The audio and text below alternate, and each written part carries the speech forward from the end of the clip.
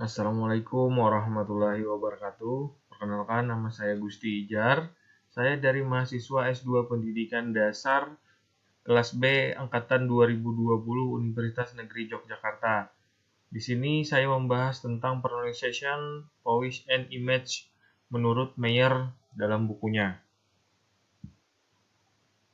Pengantar, di sini bisa kita lihat membaca, melihat presentasi, dan memainkan permainan interaktif adalah kegiatan sosial.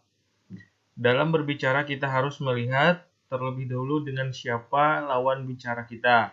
Dalam multimedia, kalimat dan suara dan gambar animasi itu sangat penting.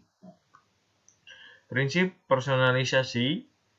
Dalam presentasi, kita harus menggunakan bahasa yang sederhana dan mudah dipahami oleh orang daripada menggunakan bahasa formal pada umumnya.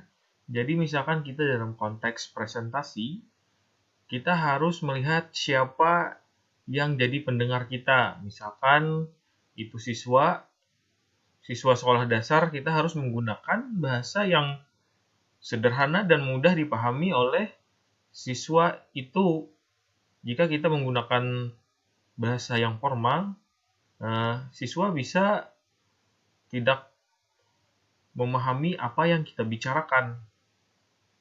Jadi, di dalam prinsip personalisasi ini, jika kita berbicara dengan siapa ataupun membahas tentang apa, kita harus menggunakan bahasa yang sesuai dengan siapa kita berbicara. Nah, ini ada beberapa hal yang harus diperhatikan. Kita harus menggunakan kalimat yang mudah dipahami dan menggunakan kata aku, kamu, saya, dan kami.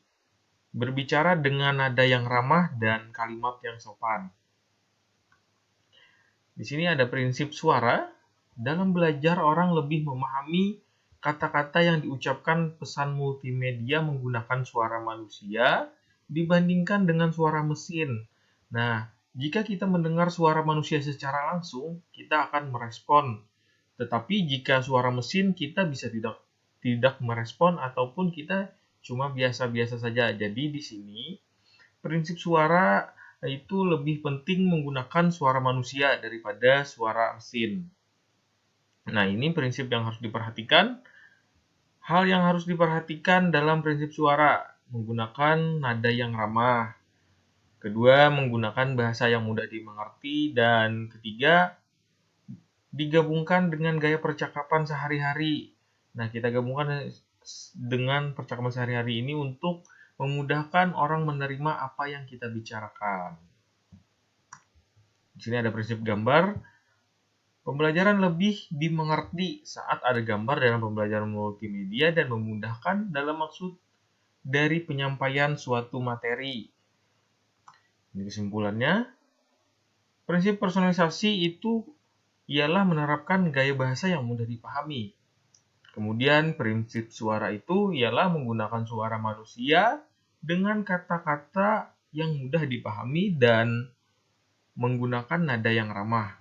Kemudian yang terakhir, prinsip gambar, yang mana kita menggunakan gambar yang sesuai dengan materi. Nah, itu saja yang bisa saya sampaikan.